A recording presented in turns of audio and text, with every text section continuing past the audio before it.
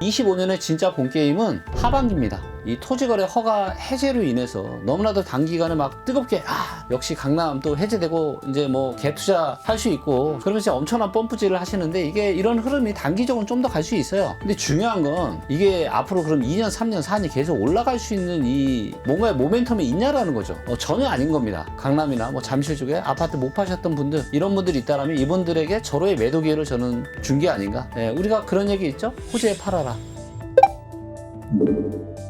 오죽하면 지금 노인과 바다라는 얘기가 나올 정도로 부산은 노인하고 바다밖에 없다라는 우스갯소리가 지금 나오고 있습니다. 공실도 생기고요. 70만이 줄었잖아요. 부로 따지면 강남구보다 더 많은 인구가 지금 사라진 겁니다. 그러니까 상권 무너지고 있죠. 수요가 줄고 경기도 안 좋고 건설업계도 안 좋고 고향에서 버텨보려고 했는데 안 되겠다. 차라리 서울에 아파트를 사든 서울에 빌딩을 사자라고 해서 자금 유출이 발생하고 있습니다.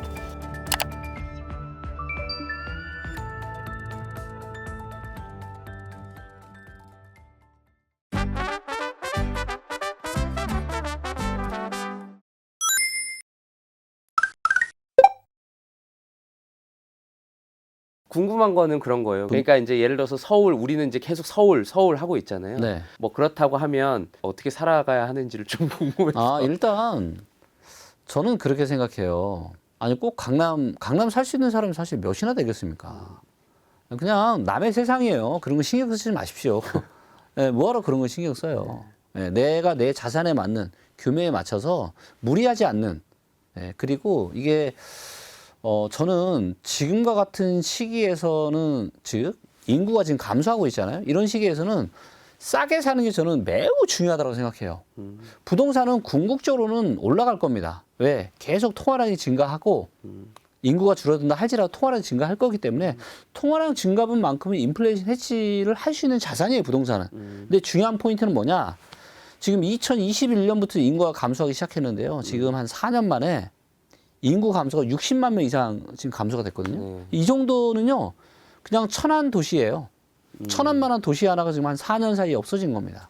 자, 그런데 우리가 집을 사요. 대출 다 받죠? 네. 대출 상환 기간이 몇 년이죠? 뭐 최대 30년까지 못 가죠. 최대가 30년이 아니고 이제 보통 30년이고, 보통. 40년짜리도 있고요. 심지어는 얼마 전까지 이제 50년짜리도 있었죠. 자, 그럼 30년 뒤로 한번 생각을 해보세요. 지금 30년 뒤면은요, 2055년입니다. 자, 국민연금 고갈이 언제부터 돼요?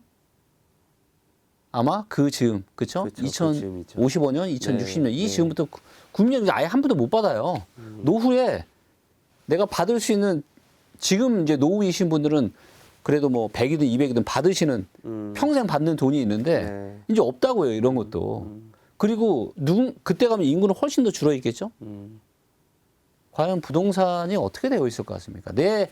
어떻게 보면 내 인생과 내 노후를 걸고 내가 의사결정을 하는 건데 저는 제가 이제 21년 10월 달에 제가 그때 10년에 한번 올까 말까 한 절호의 매도 기회라고 제가 정말 많은 이야기들을 제가 했었거든요. 네. 그리고 그때가 최고점인 지역이 95% 이상입니다. 고가 시장이 일부만 이때보다 지금 회복을 한 상태예요. 그리고 이때 이전에 잘못 사셨던 분들 다 지금 어떻게 됐어요? 다 경매로 날아가고 다 깡통 차고 이런 분들이 한두 분이 아니에요. 근데 이거는요, 시작에 불과합니다. 여러분들 부동산 사실 때는 앞으로 30년, 40년 뒤까지 생각하고 사셔야 돼요. 지금 뭐 정부에서 잠깐 뭐 특례 정책 해준다고 뭐 한다고 금리 싸서 이런 거에 혹해가지고 샀다가는요, 진짜 큰일 날 수 있다니까요. 이거 5년짜리 혜택이에요. 5년 지나면 금리 원상복귀 됩니다. 근데 앞으로 5년, 10년, 20년 뒤에 금리가 어떻게 될 것 같아요? 지금 많은 전 세계 석학들이 그런 얘기 합니다. 이제 저금리 시대는 완전히 잊어라. 2010년대부터 2020년대 초까지 유지된 이 전 세계적인 저금리 이런 상황은요, 우리가 살면서 한 100년 이상의 차트를 보잖아요. 거의 없었던 시기예요. 지난 100년 중에서 가장 금리가 낮고 그래서 이런 투자 자산이 굉장히 좋았던 시기인데 이런 거에 너무 오랜 기간 가스라이팅이 되어 있다는 거죠. 그래서 앞으로 5년, 10년 뒤에 금리 상황은 굉장히 우리가 생각하는 것보다 더 위에 비우수적인 환경이 있을 수 있습니다. 이런 거를 경고하는 석학들이 많이 있고요. 그렇기 때문에 다시 한번 말씀드리지만 싸게 사는 게 너무 중요하다. 그리고 싸게 살 수 있는 시장은 이제 지방에서 기회가 오고 수도권은 특히 서울은 절대 아니다. 오히려 지금 매도하기에 너무 좋은 기회일 수 있다. 예, 지금 제 말이 와닿지 않으신 분들이 많겠지만 예, 올해 하반기 한번 예, 지켜보시죠. 사실 지방은 더 되게 지금 막 엄청 지방은 심하게- 굉장히 안 좋죠. 네. 이제 어떻게 보세요? 이게 지금 지방의 부동산 시장. 지방의 부동산 시장은 제가 감히 말씀드리건데 2025년 하반기, 특히 이제 가을 연말 정도가 대반전이 시작되는 네, 한 해가 될 겁니다. 그리고 2026년 내년부터는요. 지방의 여러 지역들에서 본격적으로 대세 상승을 하는 지역들이 나타나게 될 거예요. 저는 지방 시장을 굉장히 좋게 보고 있고 수도권 시장은 굉장히 위험하게 보고 있습니다. 특히 서울. 그 중에서도 고가 아파트 시장들. 네. 그 지방이 이제 좀 분위기가 뭐 좋아질 수 있다. 뭐 어떤 반등의 계기, 뭐 이런 어떤 좀 뭐 이렇게 생각으로 이렇게 좀 말씀을 해주시는 건지 좀 여쭤볼 수 그러니까 있을까요? 대부분의 사람들은 지금 있는 현상을 보고 미래를 예상하거든요. 네. 그러니까 결정적으로 틀릴 때가 많은 거죠. 예. 근데 지금 우리가 부동산을 어떤 가격을 결정하는 요인들이 우리가 수요와 공급이 있다라고 해볼게요. 그렇죠? 이게 제일 중요하겠죠? 네. 예, 수요, 그다음 공급. 네. 자, 그런데 많은 분들이 이제 공급 절벽 이야기를 하는데요. 진짜 공급 절벽인 곳은 어디냐? 지방입니다. 자, 보세요. 자, 수도권 특히 그 중에서도 지금 서울 분위기 좋죠. 네. 전국이 제일 좋잖아요. 네. 그러니까 계속해서 이런 재건축이나 재개발 사업이 진행이 될까요? 안 될까요? 계속 되겠죠? 되겠죠. 네. 예, 그래서 실제 이런 재개발, 재건축 진행되는 데이터까지 합쳐서 보잖아요. 그러면 수도권은 26년만 공급이 작아요. 네, 거기 좀 많이 줄더라고요. 그리고 27년은 다시 늘어납니다. 27년부터. 자, 근데 지방 시장은 어때요? 지금 굉장히 안 좋죠. 네. 미분양도 그렇고. 그렇죠? 그렇기 때문에 지금 진행되는 재개발, 재건축들이 쉽게 될까요? 안 되죠. 예, 그래서 이런 재개발, 재건축 이런 진행하는 단지들의 데이터까지 합쳐서 보면은 뭐 예를 들면 대구나 경남, 경북 이런 곳들은요. 정말로 앞으로 한 27, 8년까지 완전 공급 절벽이에요. 그게 시작이 되는 게 이제 내년부터. 빠른 지역은 올해 한 하반기부터. 그래서 일단은 공급적인 측면에서 리스크가 거의 없습니다. 역사적인 이제 공급 절벽 상황이 벌어지는 겁니다. 자, 근데 문제는 뭐냐면, 자, 서울과 지방 아파트 건축을 하는데 건축비가 다를까요? 그렇죠. 네, 네, 그 크게 비용. 얼마나 이제 뭐 비싼 자재를 쓰느냐의 차이가 있는 거지. 기본적인 건축 자재비나 인건비가 거의 유사합니다. 즉 무슨 얘기? 땅값만 다른 거고요. 지방에도 아파트를 짓는 원가라는 게 다 있습니다. 예. 그렇기 때문에 지방 부동산 시장이 안 좋은 지금은 굉장히 오랜 기간 공급 절벽이 유지가 될 거고, 그리고 그동안 시장이 안 좋았기 때문에 뭐예요? 그렇기 때문에 아주 저평가가 되고 있습니다. 많은 분들이 이게 사이클을 좀 이해를 좀 하시면 좋을 것 같은데요. 이제 예를 들면 지금 제가 이제 2008년하고 2025년하고 경제적으로 굉장히 유사하다라고 제가 말씀드렸죠. 네. 자, 2008년 초, 2007년 말, 2008년 초에 어떤 일이 있었냐면요. 그때는 중국 펀드를 줄 서서 가입했습니다. 왜냐하면 그 전 몇 년 동안 중국 펀드로 대박난 사람들이 너무 많았거든요. 그래서 진짜 증권사에 줄을 서서 펀드 가입을 했어요. 그리고 그때 가입하신 분들이 꼭지를 잡았고요. 부동산 시장도 마찬가지입니다. 근데 최근이 똑같아요. 최근이. 많은 사람들이 뭐에 미쳐있냐. 미국 주식. 거의 신봉에 가까운. 미국은 최강이야. 미국 기술력 최강이고 미국 주가는 아무리 거품이 있어도 결국은 다시 올라가.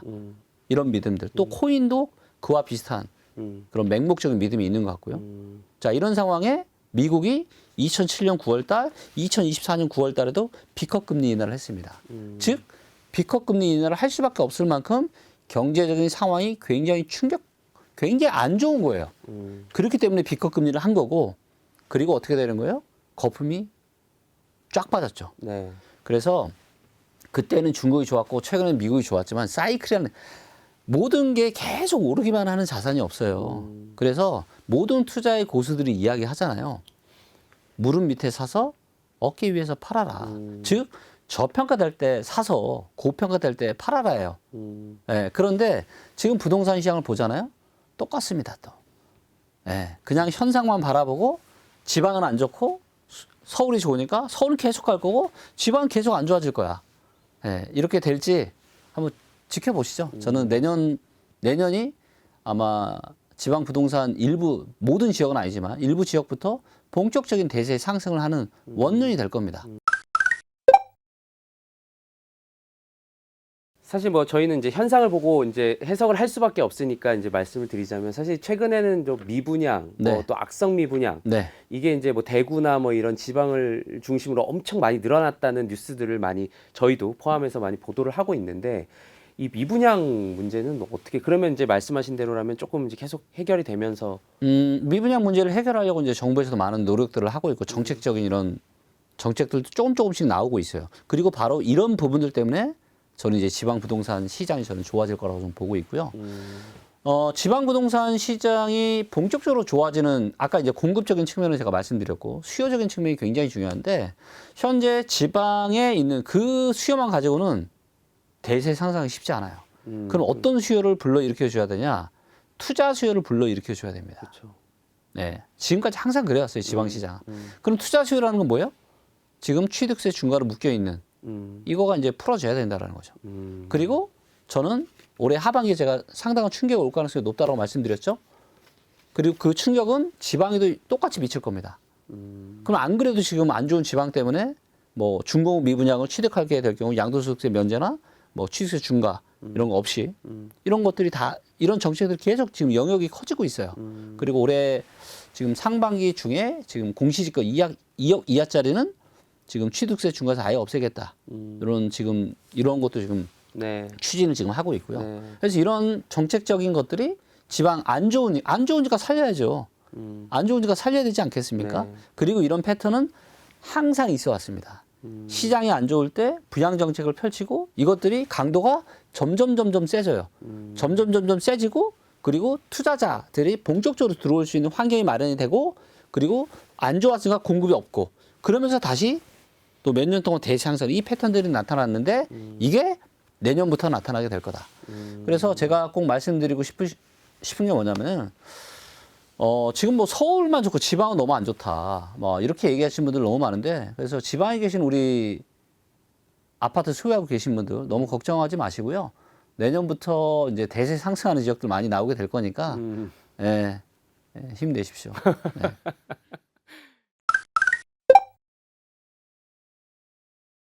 최근 부동산 시장이 어떠신 것 같으세요? 토지거래 허가 해제를 했잖아요. 이로 인해서 이제 해제된 아파트 단지들 위주로 이제 상대 호가도 많이 상승하고, 그다음에 또 신고가 거래도 나오고 이런 것들이 이제 주변에 상승으로 좀 퍼지고 있고. 그래서 제가 2025년 부동산 시장을 제가 전망을 할 때는 상반기에는 뭐 보합이나 아니면 좀 강세를 보이다가 하반기가 상당히 위험하다 이런 얘기를 하고 있는데 지금 상반기가 이 토지거래 허가 해제 때문에 갑작스럽게 굉장히 뜨겁게 달아오르고 있는 것 같습니다. 비정상적인 상황인 거죠. 그리고 단기적인 어떤 이벤트로 인해서 지금 발생하는 상황인 거고, 근데 현재 지금 데이터를 보게 되면 지금 시장 상황이 얼마나 지금 단기적으로 뜨겁게 달아올랐냐면 24년 작년 한 6월 달 정도랑 비슷해요. 그러니까 작년 같은 경우는 이제 뭐 1월 달에 바닥치고 2월, 3월, 4월 조금씩 좋아지다가 6월 달부터 본격적으로 뜨거워지기 시작했거든요. 그러니까 이제 토지거래 허가 때문에 굉장히 이제 어떻게 보면 좀 잠잠하던 부동산 시장에 기름을 끼얹어 버린 거죠. 주식시장도 하락을 할 때 대세 하락 구간이어도 내려가다 반등 나오고 내려가다 반등 나오고 그러다 이제 와장창 무너지는 거거든요. 근데 저는 지금 2025년의 부동산 시장은 제가 누누이 말씀드리지만 언제랑 똑같냐면 2008년 그리고 2022년과 너무나 유사합니다. 부동산 시장 자체로만 놓고 보면. 그리고 여기에 여러 가지 경제 상황이랑 같이 곁들여서 보잖아요. 그러면 2025년은 2008년과 너무 유사하다. 2008년에는 상반기까지는 괜찮았습니다. 근데 하반기 들어서 서브프라임 사태 터지면서 상당한 폭락이 있었고요. 2022년 같은 경우도 상반기는 괜찮았어요. 근데 하반기에 거의 대부분의 전문가들이 예상 못했던 엄청난 폭락 장세가 나왔었죠. 그리고 이런 일들이 저는 25년에도 반복될 가능성이 아주 높다. 그래서 25년에 진짜 본 게임은 하반기입니다. 예, 그래서 이제 많은 분들이 지금 상반기에 이 토지거래 허가 해제로 인해서 너무나도 단기간에 막 뜨겁게 역시 강남 또 해제되고 이제 뭐 갭투자 할 수 있고 좋아진다 이런 얘기들을 하시는데 그러면서 엄청난 펌프질을 하시는데 이게 이런 흐름이 단기적으로 좀 더 갈 수 있어요. 근데 중요한 건 이게 앞으로 그럼 2년, 3년, 4년 계속 올라갈 수 있는 이 뭔가의 모멘텀이 있냐라는 거죠. 전혀 아닌 겁니다. 예, 오히려 저는 그렇게 생각해요. 이 토지거래 허가 해제는 사실 그동안에 이 강남이나 뭐 잠실 쪽에 아파트 못 파셨던 분들 이런 분들이 있다라면 이분들에게 절호의 매도 기회를 저는 준 게 아닌가. 예, 우리가 그런 얘기 있죠? 호재에 팔아라. 어떤 분들은 이제 이렇게 잠삼대청이라고 해서 이제 어쨌든 거기에 풀린 지역이 네. 결과적으로 이제 서울에 전체적으로 영향을 미치고 또 수도권까지 영향을 미쳐서 뭐 훈풍이 불 거다 뭐 이렇게 얘기를 하시는 분들도 있던데 네. 좀 어떻게 보세요? 이렇게 전체적인 서울에 대한 영향. 보통 그렇게 얘기하시는 분들은 이제 2022년에도 폭락이 오기 전까지도 계속 상승만 얘기하셨던 분들이 보통 그런 얘기 다 하시는 거고요. 근데 저는 지금의 대한민국 경제 상황이 저는 굉장히 위태위태한 상황으로 보고 있습니다. 근데 지금 환율이 얼마냐면요. 금방. 불과 며칠 전에 1420 얼마였는데 1460원 됐어요. 그리고 주가도 굉장폭 지금 상당히 조정을 좀 받고 있고 그 다음에 많은 분들이 열광했던 코인 같은 경우도 벌써 지금 8만 달러 초반까지 지금 폭락을 했거든요. 그래서 전반적인 지금 자산 시장의 어떤 거품이 저는 굉장히 빠지고 있는 이런 초기 국면이라고 저는 보고 있고요. 그래서 특히나 하반기 같은 경우는 지금 스트레스 DSR 지금 3차가 예정이 되어 있잖아요. 그렇죠. 예. 그리고 특히나 이제 이 강남 부동산 시장에 대한 어떤 불패에 대한 믿음이 그 어느 때보다 저는 강한 것 같은데 거기에는 몇 가지 이유가 있었던 것 같아요. 제가 보기에 첫째는 2020년과 21년에 모두가 영끌에서 아파트를 사던 시기에 15 이상 고가 아파트는 대출을 받을 수가 없었어요. 대출을 아예 안 해줬어요. 그럼 그때는 사신 분들은 전부 다 현금으로 사신 분들이죠. 그렇기 때문에 금리 인상에 따른 어떤 그런 부담감이 전혀 없으셨겠죠. 그러다 보니까 22년 하락장이 왔고 서울도 평균 22% 하락했습니다. 그때 하반기에만. 그리고 그때 잠실이 진짜 많이 빠졌죠. 그런데 거기에 또 이 고가 아파트 시장에 영향을 미치는 요인들이 저는 이 코인과 미국 주식 시장의 이제 불장. 그래서 코인과 미국 주식시장 상황이 상당히 좋았기 때문에 이 고가 아파트에도 저는 상당히 긍정적인 영향을 미쳤을 거라고 봅니다. 근데 이런 패턴들이 이미 이제 조금씩 무너져 가고 있는 것들이 보이고 그리고 스트레스 DSR 3차가 또 시행이 되는 7월 정도가 된다라고 하면은 저는 올해 하반기에는 2008년, 2022년에 못지않은 상당한 하락이 올 가능성이 높다. 그래서 지금 여러분들 그 분위기에 취해가지고 그러니까 대부분의 사람들은요 그냥 현상만 바라봅니다. 지금 벌어지고 있는 것들. 근데 이러한 현상들이 전체적인 큰 대세적인 흐름에서 내가 지금 자산 시장으로 따지면 내가 지금 봄이라는 계절에 있는지 여름이라는 계절에 있는지 가을이라는 계절에 있는지 겨울이라는 계절에 있는지를 판단하는 게 굉장히 중요한데 지금은요 전 세계 자산 시장이 겨울로 이미 들어갔습니다. 그리고 한국 경제는 다들 아시다시피 너무 안 좋잖아요. 뭐든지 본질적인 에너지가 있어야 되는 건데 본질적인 에너지는 전부 없이 정부의 이런 50조가 넘는 2년 연속, 3년 연속 되는 이런 엄청난 부양책, 거기에 토지거래 허가, 이것 때문에 나오는 이런 반등으로 인해서 앞으로 2년, 3년, 4년 계속 올라갈 거다. 저는 아마 대한민국 부동산 시장에 굉장히 많은 부동산 전문가 분들이 있지만요. 앞으로 1, 2년 사이에 엄청난 시비가 엇갈리게 될 겁니다. 네. 그만큼 앞으로는 굉장한 상당한 변동성이 저는 오게 될 가능성을 아주 높게 보고 있어요. 이 토어제 해제 이게 이제 사실 이제 뭐 여러 가지 해석들이 있잖아요. 뭐 투기를 막는 효과가 원래 있었던 거다. 뭐 이렇게 근데 결과적으로 계속 이제 가격은 오르고 네. 이 토어제 이런 제도에 대해서는 좀 어떻게 보세요? 아무 의미 없죠. 아무 의미 없습니다. 그러니까 토지거래 허가를 이거를 시행을 하면서 부동산 시장이 뭐 뭔가 이런 정부가 애초에 의도를 했던 대로 시장의 에너지가 꺾였나요? 절대 그렇지 않죠. 그러니까 이게 뭐냐면은 많은 분들이 이제 정부가 규제를 펼치면 떨어지고 규제 정책을 펼치면 떨어지시는 줄 아는데 그렇지 않아요. 예. 그러니까 이런 규제 정책들이 다양한 것들이 모여서 에너지가 쌓이면 그게 이제 하락으로 넘어가긴 하지만 이런 정책들을 펼친다라고 해서 시장의 본질적인 에너지가 바뀌는 게 아니거든요. 예. 그래서 우리가 토지거래, 그러니까 많은 분들이 토지거래 허가가 해제가 됐으니까 올라갈 거다라고 얘기하는 게 만약에 맞는 논리라면 반대인 거. 그럼 토지거래 허가 묶이면 그럼 하락 떨어져야 되겠네요? 아니잖아요. 그렇기 때문에 그냥 이거는 상승 주장만 비가 오나 눈이 오나 펼치시는 분들이 이때다 하고 얘기하기에 너무 좋고 바람몰이하기 너무 좋고 그래서 시장이 뜨겁게 달아오르지만 이거는 올해 상반기를 넘어가기 힘들다. 이제 하반기부터는 분위기가 저는 상당히 많이 바뀔 거라고 생각합니다. 당장 이게 사실 이제 강남에 영향을 되게 당장은 사실 단기적으로 많이 미치고 있잖아요. 그러니까 어떻게 보면 또 이게 또 양극화를 더 심화시킬 거다. 뭐 이런 얘기들도 있는데 좀 네. 어떻게 보세요? 토지거래 허가 때문에 이것 때문에 무슨 양극화가 심해질 거라고 저는 생각하고 있지 않고요. 양극화를 심하게 만드는 여러 가지 정책들이 있었습니다. 근데 가장 큰 게 저는 2020년과 21년에 대출 안 해준 거. 이게 이제 굉장히 큰 거라고 좀 보고 있고 또 자산 시장이 굉장히 양극화가 되다 보니까 예. 대출을 안 해준 지금은 거는 빈부격차가 굉장히 심하잖아요. 그 현금이 있는 사람이 더 살 수 있으니까 그런 거. 네네. 그리고 이제 그런 사람들은 더 좋은 데를 선호를 하고 그리고 데이터를 보면은 이제 어떤 아파트의 노후도가 상당히 심각해져 있는 이런 상황에서 또 그런 청약들이 나오고 이 청약들이 또 로또 청약으로 하는 것들이 또 꽤 있잖아요. 그러다 보니까 이제 사람들이 이제 계속 뭔가 부동산에 좀 막 미치게끔 하는 이런 요인들이 계속 이어지는 거고 거기에 미국 주식시장과 코인 시장도 불과 얼마 전에는 굉장히 견고하게 잘 유지가 되어 있었고 이런 여러 가지 요인들이 합쳐져서 강남 시장이 굉장히 좋았지만 이거는 이제 조만간 머지않아 무너질 거다라고 생각하고 있습니다.